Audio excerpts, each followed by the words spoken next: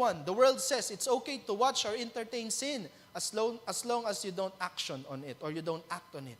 Okay lang na manood ka, basta wag mong gawin.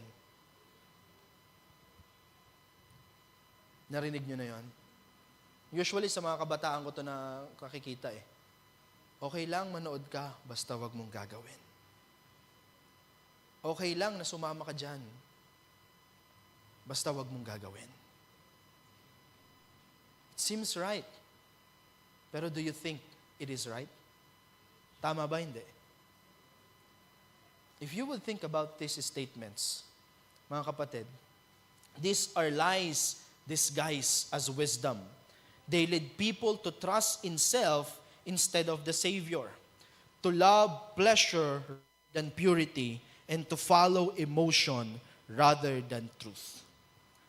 These kind of statements lead people to trust in self, sa sarili mo, hindi sa kakayahan ng ating Panginoon. To love pleasure rather than purity, and to follow emotion rather than truth. Ang katotohanan po mga kapatid, despite of what we feel, is still true. Tandaan po ninyo yon.